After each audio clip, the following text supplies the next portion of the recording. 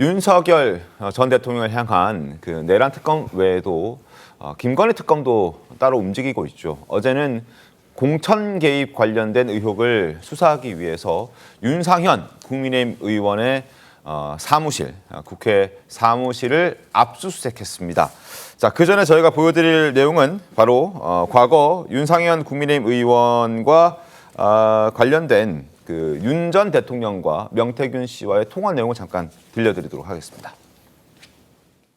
김영선이 경선때도 열심히 뛰어주니까 너는 김영선이 좀 해줘라 그랬는데 거기가 말이 많네. 진짜 평생을 잊지 않겠습니다. 고맙습니다. 공관위에서 그걸 왜 가져가? 공관위에서 가져왔다? 저는 100% 가져간 적이 없어요. 또 대통령도 저에 대해서 이런 지시를 내린 적이 없어요. 뭐 해라 저 해라. 2022년 당시 보궐선거 공천관리위원장이었던 윤상현 의원의 사무실, 여의도 국회 사무실을 이제 특검이 압수수색한 건데요. 화면 함께 보시죠.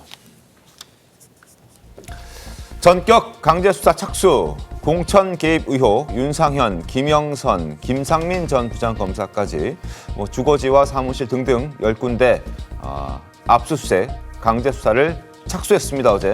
그리고 통일교 수사 무마 의혹도 경찰청, 국가수사본부, 춘천경찰서, 통일교 도박 의혹과 관련해서도 수사 자료를 확보하기 위한 차원에서 어제 또 강제수사가 이루어지기도 했습니다. 자, 윤상현 의원이 과연 당시 공천관리위원장으로서 윤 전 대통령의 연락을 받고 실제로 김영선 의원의 어떤 자리를 공천을 주기 위해서 서로 이런 개입이 있었느냐, 이 부분을 살펴보기 위해서 지금 어제 특검이 국회의원회관에 압수수색을 했는데 어떻게 보셨습니까, 강성필 부의원님? 그러니까 어제 있었던 압수수색은 큰 틀에서 봤을 때는 이제 명태균 게이트에 대한 검증인 거예요. 네. 그러니까 이제 과거에 의혹이 있었던 게 뭐냐면 이제 명태균 씨가 윤석열 대통령 부부에게 이제 대선 당시부터 불법적인 여론조사를 제공을 했고, 네. 그 대가로 윤석열 전 대통령 부부가 김영선 전 의원을 2022년에 보궐선거에 공천을 했다라는 이제 의혹이 있는 거고, 그 과정 속에서 이제 김상민 전 검사는 김영선 대신에 김상민 전 검사가 공천을 받으려고 했는데, 네. 명태균 씨가 본인이 제공했던 어떤 것들에 대한 대가로 김상민 말고 김영선 전 의원을 공천해달라라고 했다는 이 전체적인 시나리오가 있는 것이고, 그 과정 속에서 당시에 윤석열 전 대통령에게 윤상현 그 공관위원장 통해서 이렇게 공천에 개입했습니까? 라고 물어보니까 이제 윤석열 전 대통령께서 당시에 나는 윤상현이 공관위원장인지도 몰랐다. 나는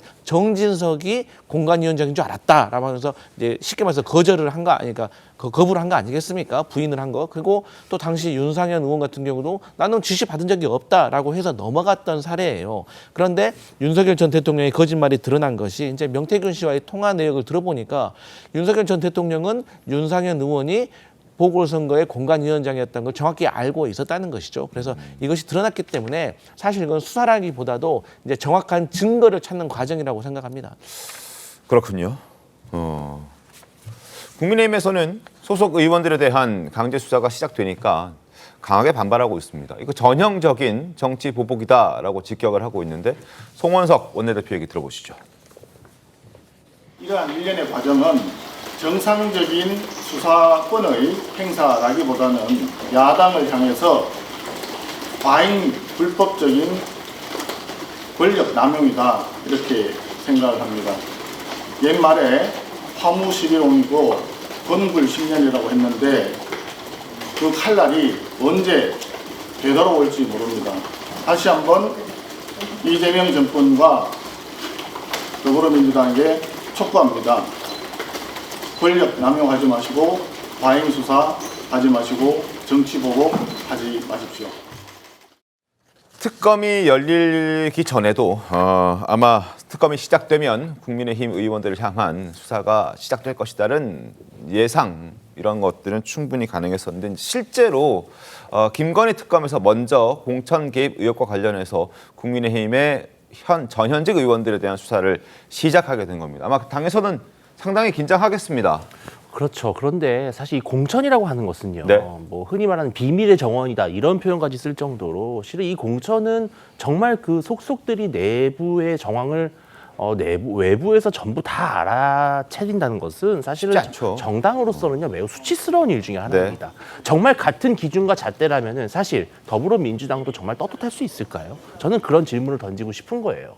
자, 지금 이 연결고리는 두 가지가 있습니다. 그러니까 이제 김영선 전 의원과 그의 조력자라고 보통 일컬어지는 명태균 씨와 그리고 이제 명태균 씨와 바로 윤석열 대통령 부부의 문제예요. 네. 그런데 정말로 윤 전 대통령에게 뭐 금품을 제공한다든지 대가를 제공해서 제3자인 김영선 전 의원의 공천을 받아냈다. 정말 이런 명백한 불법 공천이라고 한다면 당연히 특검이 맞습니다.